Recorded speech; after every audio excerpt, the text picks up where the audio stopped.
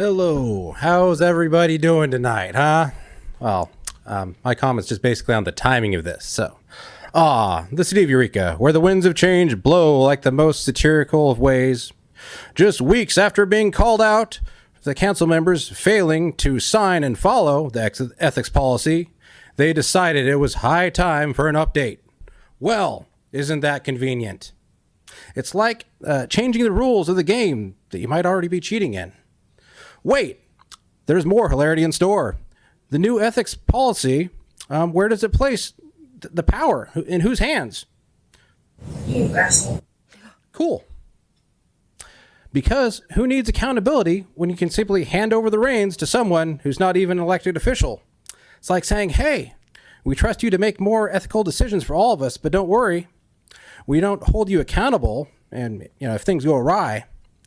In any true comedy of errors, multiple city council members are involved in the organizations partially funded by the city, through the funding that goes to the Inc. people. They support dismantling capitalism, anarchy, and are affiliated with, extremist groups like Antifa on their Twitter page, as I found. It's like they're playing both sides of the game, or they could be anyways. Sitting on the council chambers by day, plotting the downfall of the system by night? Is that multitasking? But that's pretty much all I got to say on this. It's just about the timing of this. Like, was this really this happened, 5 years ago, and suddenly we're going to deal about this right now?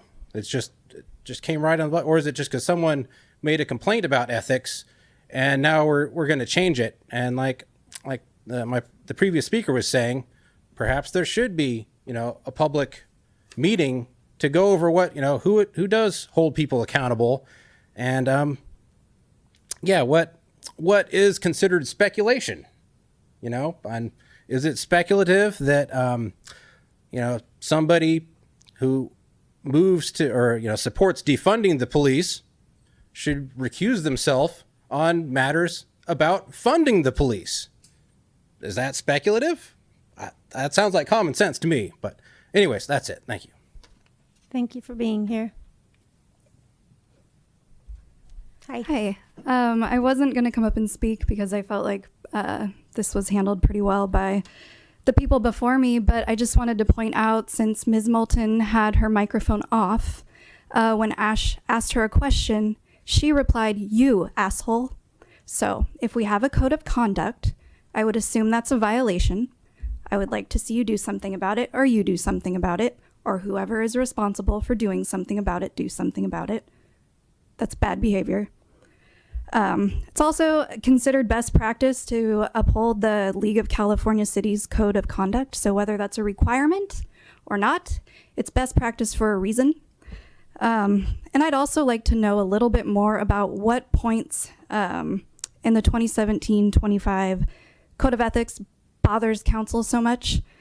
I do agree you should be able to endorse whoever you want, but you can amend it, pull that part out. There might be another part you could amend and pull out, but just scrap the whole thing that the city, our taxpayers' dollars, I'm sure, played a part of paying for somebody to work on that. But yeah, watch your mouth. Thank you, Jessica. Anybody else from the audience? Seeing none, do you see anybody on Zoom? I see no one. Great. Seeing no one, we'll bring it back to council for discussion. Councilmember Moulton? Mayor, Mr. Teeter, I would like to apologize for my outburst. You said, who is holding you accountable? And you are. The citizens are. That was my answer. You said should not. Please I don't did yell out. Call Miss. Please I don't did yell say out. You. You could yell out, "You asshole," but we can't. I did curse. rude. I was rude, and I apologize. I get really frustrated friends- sitting up here being. So who gets? So we're stopping right now. We're stopping the meeting. In fact, I think we're going to take a break. We're going to take a 5-minute break. I'm going to go. So, no, the only thing I'm going to say to that is they've known about this meeting coming up. They put in a letter at the 11th hour. Not one of those agencies or tribes are here. The only one is in Montreal, Canada, and she made the time to call in. it's not going to make a difference if it's another week or a month. They're just going to keep adding things to it. They went in, they agreed in.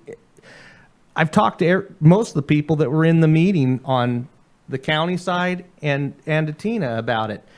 And John seemed a little bit tonight like it wasn't as, it could have been a little bit gray, but that wasn't what the discussion we had. You guys, what I was told was you came out of there and you had your marching orders, and that's what they did. They went back and they made the staff report. I would go along with you if I saw anybody here in this room, sorry, I'm pointing, I didn't, that cared enough to come and voice their opinion, you know. No, the applicant has his agent who called in. They couldn't be here. They're on a vacation that they planned over a year ago. You've missed meetings too, okay? Let's be honest. We've all missed them. You know, sometimes you can't. It was planned. The point is, he made arrangements to do it. They could have had somebody from their tribe here to speak. They could have had somebody from the Coastal Commission. I'm not anti-tribe. I'm not anti-Coastal Commission. But when you got an issue like this here, and it doesn't make a lot of sense that they send in letters after they have an agreement right at the end. I think what happens is they never thought that Mr. Schneider would agree with all of their point, the 11 things that they asked. And when he did, they went, oh my God, we could have got more out of him. He went along with this. I don't know that. I'm just trying to, hey, Ryan, turn your nose up, but we're all trying to figure it out. We can't see the letter that comes in late because it's secretive, because that's, you know, how the Indians play that game. When it works for them, it's great. When it doesn't, well, I mean, I'm sorry. How are we supposed to use something that we're not even allowed to see? Doesn't make any sense to me. They can't even bring that up if they're not going to let us deliberate on it. Okay? It doesn't. We've got what we have to work with, and that's that they went to a meeting, they came out with a consensus, and here it is before us. This thing seems so cut and dry, I don't even know why it's went as long as it has. I'll be honest. I mean, it's just crazy. Thomas, you're up.